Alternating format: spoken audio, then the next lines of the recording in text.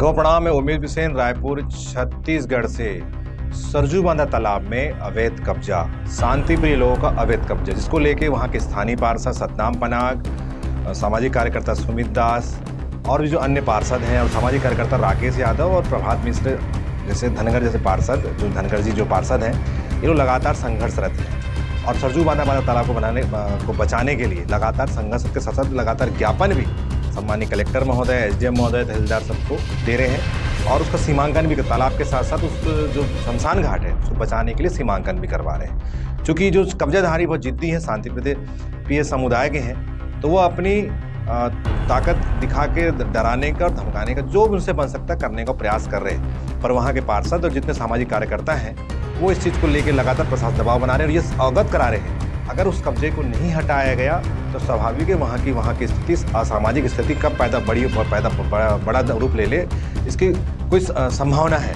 तो कलेक्टर साहब ने बहुत गंभीरता से लिया है और आश्वस्त किया है कि जल्द से जल्द जो अवैध कब्जा जो शांतिप्रिय समुदाय के लोगों का वहाँ पे है, जहाँ पे वो रंगदारी कर रहे हैं, उसको हटाएंगे और मान लो समय पे नहीं हटेगा तो फिर जो पार्षदगण वहाँ के जो सामाजिक कार्यकर्ता और वहाँ के स्थायी लोग हैं उग्र रूप से उस चीज़ को खुद जाके तोड़ देंगे। इस प्रकार से वहाँ पे बात रखी गई है और ये बहुत अच्छी बात है कि पूरे जो दक्षिण विधानसभा के जितने भी सामाजिक कार्यकर्ता और राजनीतिक दल है एक मंच में आके वो शमशान घाट को जो पैतृक धरोहर है उसको बचाने के लिए पूरे पुरजोर प्रयासरत है और उसमें जो विशेष सहयोगी है वहाँ के जो बुजुर्ग हैं, जो वहाँ की महिलाएं हैं, वहाँ के जो पार्षद हैं उनका है। और हम लोग को कोई बोला ही नहीं। आपने 2 बार 4 बार बात किया है कि वो केस चालू कर दिए, पेपर कट दिए। उस समय सर आप मेरे को एक बार भी नहीं बोले कि उपस्थित होकर के। नहीं, आप लोग को ये आपत्ति हमारे देना भी चाहिए और उसके बाद भी हम लोग अपनी ओर से सबूत करके आज आदेश है, आज हो गया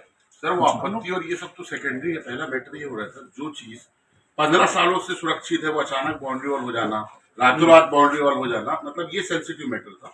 हम लोगों ने सीमांकन की बात की, सीमांकन में भी जो मेजरमेंट हुआ वो तो हो गया, कहीं कोई समस्या नहीं है। अपना ये कहना है, अभी अपना ये कहना है सर कि आप लोग क्या बोलते हैं, जो दिशा निर्देश हम लोग को दोगे उस हिसाब से हम लोग काम करेंगे। लेकिन क्या हो रहा है, वो बाउंड्री वॉल बना के उन लोग निश्चिंत होकर बैठ गए और हम लोग सब देख रहे हैं। ये सुनेगा सर, उस दिन भेजे थे प्रारंभिक चरण की, उस दिन भेजे थे आपने सीमांकन का उसमें तो नहीं नाम जो कुछ नहीं क्या रिपोर्ट देखे वो नहीं मैं बता रहा हूँ, मतलब वहाँ पे जो बस सुने ना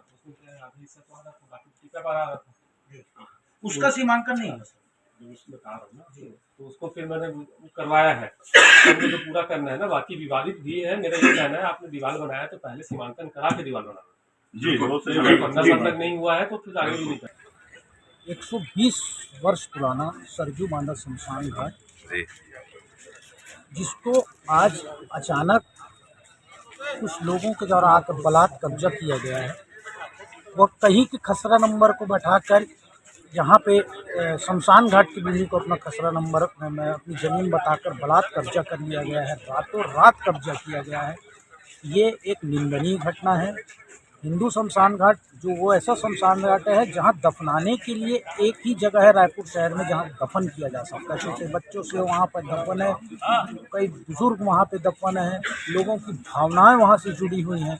ऐसी भावनाओं के बाद जो उनके दिल से लोगों के जुड़े हुए हैं, उनके बुजुर्ग और उनके बच्चे वहाँ पे दफन है, ऐसी जगह को आकर अगर कोई व्यक्ति कब्जा करता है तो निश्चित तौर पर उसको भगवान देख रहा है। और साथ में हम अधिकारियों से भी रिक्वेस्ट करने आ जाए थे कि ये आंदोलन को उग्र ना होने दिया जाए। अगर ये आंदोलन उग्र हो गया तो निश्चित तौर पर हमारा हिंदू शमशान घाट टिकरापारा के अंतर्गत विगत कई 100 साल से, मतलब 100 साल से ऊपर भी हमारा 4 पीढ़ी से जानकारी के अनुसार है।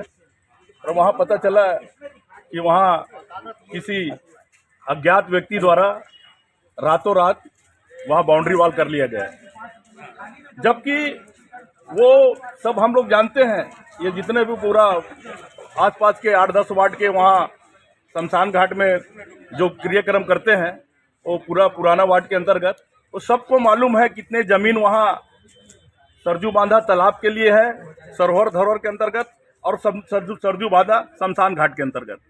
लेकिन अचानक रातों रात वहाँ पर एक कब्जा हो जाना बड़ा दुख की बात है और बड़ा दुख के साथ ये कहना पड़ रहा है कि कलेक्टर महोदय भी संज्ञान में लिया है इस बात को कि ये कैसे अवैध कब्जा हो गया करके सरजू बांधा शमशान घाट बचाव समिति द्वारा समय समय में बैठक करके, और कल भी हमने बैठक की है और उस समय का हम लोग वहाँ जाके जगह का मुआयना किए तो वहाँ भी सही में अवैध कब्जा हुआ है।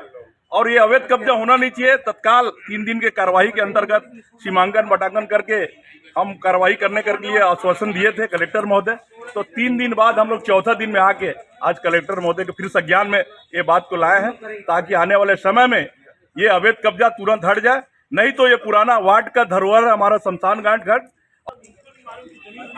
मैं शमशान घाट सरजू बांधा विकास समिति के संरक्षक हूँ मैं, और मैं लगभग 93 से लगातार उसमें सक्रिय हूँ मैं। और अभी 14 साल पूर्व एक रजिस्ट्री हुई थी, और रजिस्ट्री कैसे हो गया, क्यों हुआ, किसने करवाया, ये जानकारी तो हमें नहीं है।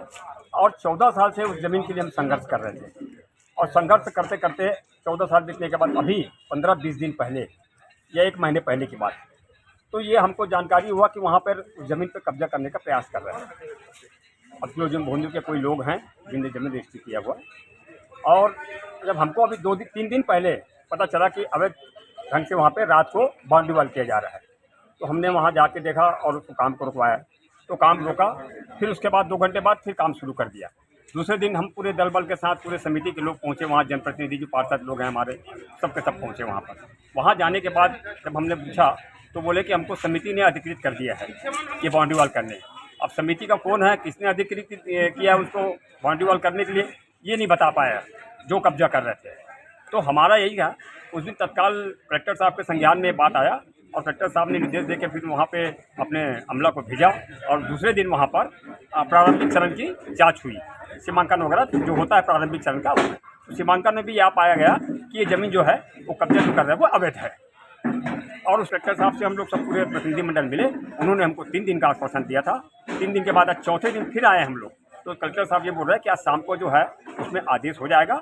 जो उनको आदेश हुआ, जो उनको अपने उनके संबंधित जो अधीनस्थ कर्मचारी अधिकारी बताए होंगे, उस आधार पे आज आदेश हो जाएगा। तो आदेश होने के बाद आदेश की कॉपी जब हमारी आता है जी, तो हम उससे पता करेंगे कि उसमें आदेश में क्या है।